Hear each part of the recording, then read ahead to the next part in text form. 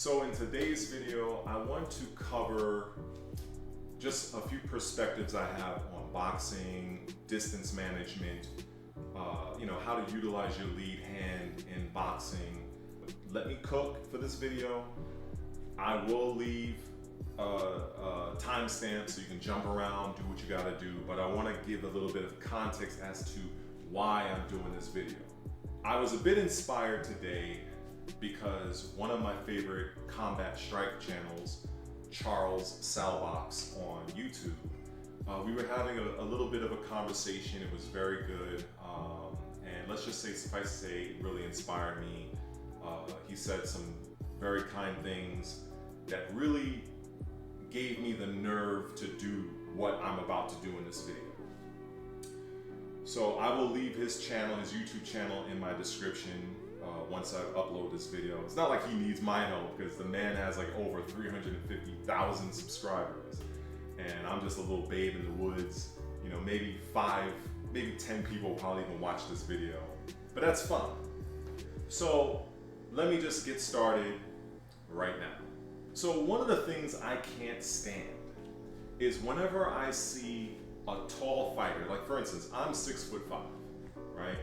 Now just side note, if you see me looking over this direction, that's because I'm looking at my laptop. My laptop is right here, so just to kind of put that out there. There's no script to this, just to put that out here. I'm just kind of going off the top of my head. But getting back to the point, it annoys me whenever I see a tall fighter not utilizing his literal God-given, not ability, God-given gift of having range. So I'm gonna make this a little a crude experiment or a display.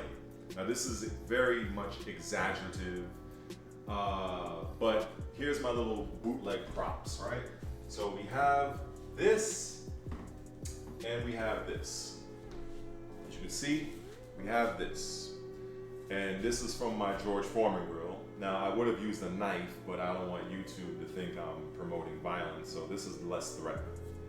So this would represent the shorter fighter, right? This is the taller fighter.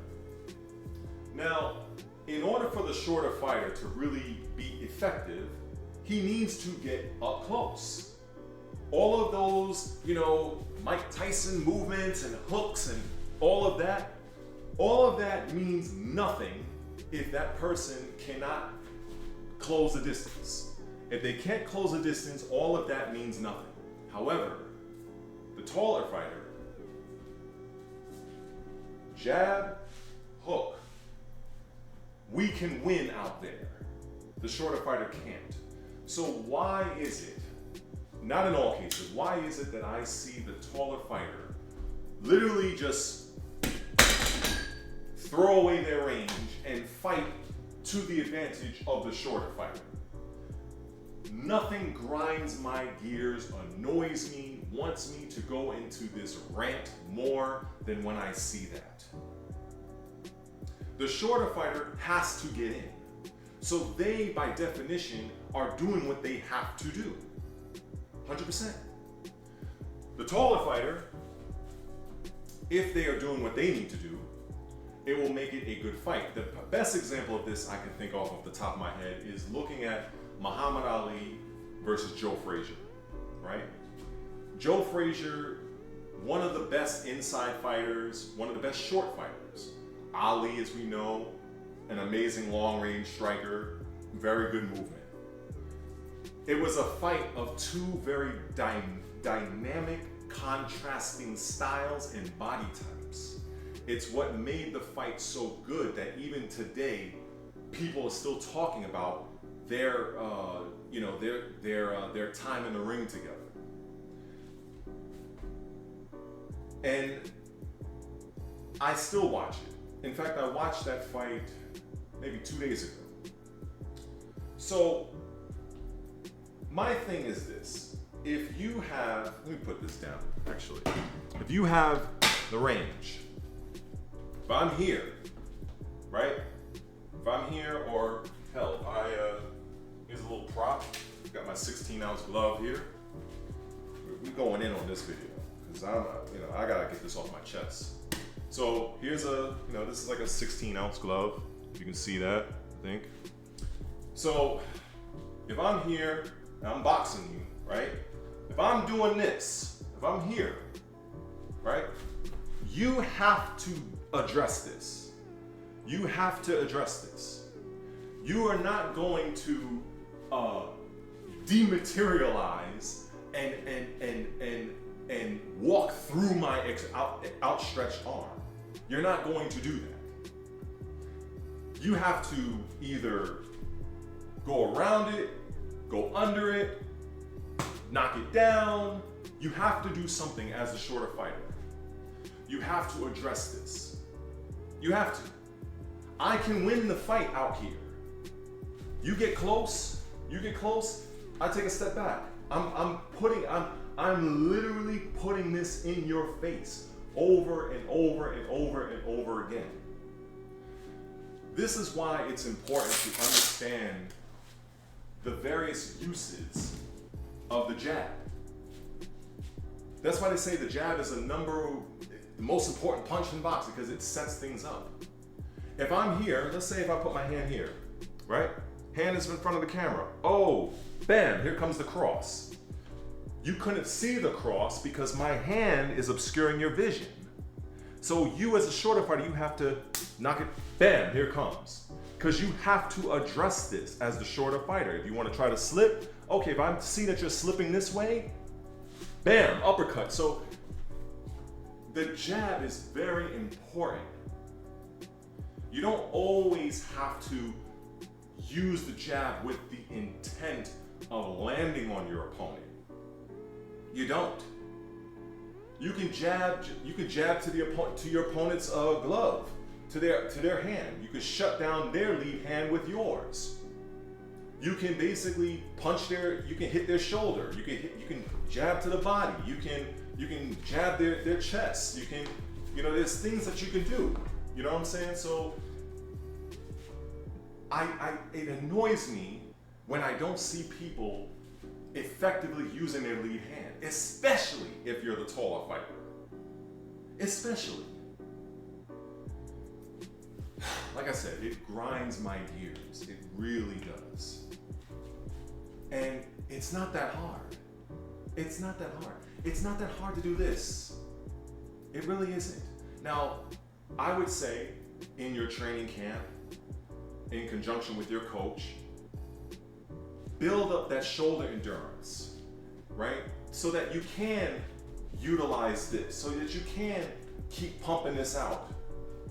Whether you're orthodox or whether you're southpaw. Because for me personally, I write with my left. So I write with my left, but I prefer to be in orthodox, but I can lead off with either hand. I can lead off. So for me, but that's just for me, I've trained that for myself, but I'm a firm believer of working that jab, working that lead hand, making it more difficult for the shorter fighter to get in so that they can use their talents. This does not mean if you are being effective with your long range that you're just gonna win the fight by default. No, but you at least make it more challenging. Think of it this way. It's almost like you're leaving your front door open to your apartment or your house. Anybody could just walk right in. Like, this door is open? All right, I'll walk right in. Now, if your door is closed, that person now has to work harder to get in. They have to go through the door. That gives you time to call the cops, to, set up your own plan of action. That's what I feel. Utilizing your lead hand, that's what I feel that's the purpose of it for. But if you're just giving it away, to me, it's like as the fighter that's giving away his reach, that's like an unspoken dialogue saying, you know what, I concede, you are free to enter into my personal space and proceed to knock me out into the next dimension. That's what that lets me know. You basically given up. Because if I'm the longer fighter, it's harder for me to generate the type of force that I need to up close. I need to get space. I need to create space. If you're the shorter fighter like a Mike Tyson, the fact that your arms are so short, you're able to generate more force and torque in your hooks and uppercuts than someone with longer limbs. So that's why I use this example of this being the shorter fighter. It's like this being a knife. The knife is really only dangerous at close range.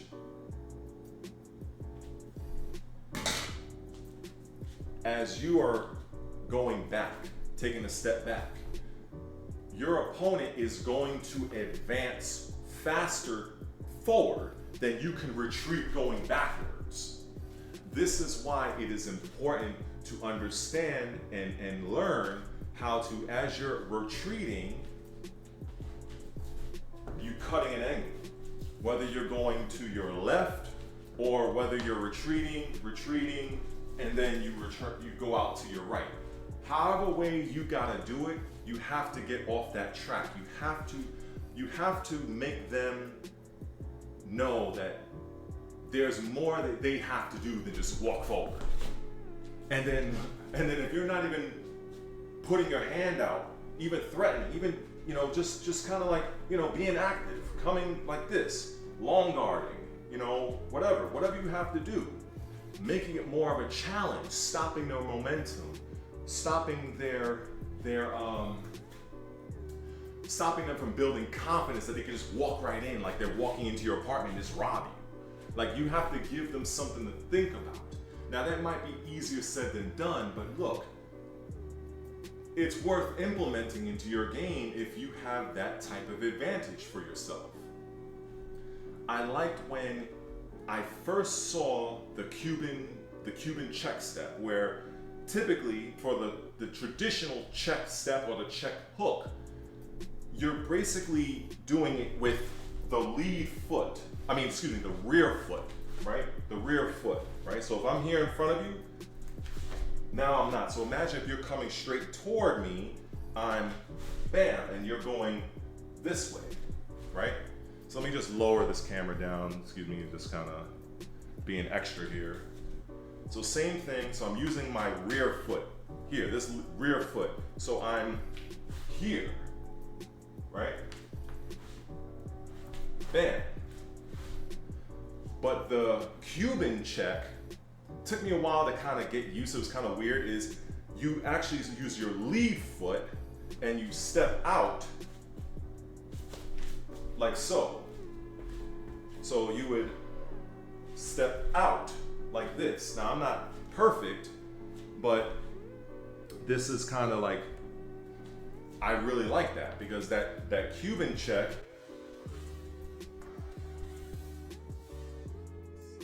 it's very good to have that in your arsenal as a taller fighter.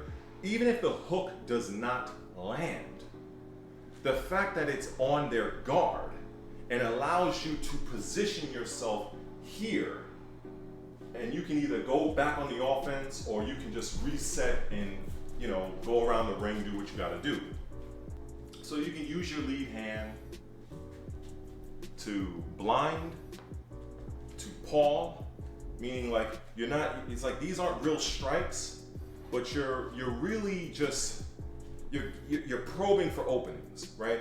You're keeping your opponent, you're keeping them occupied, right? Because your opponent has to do something to address your lead hand.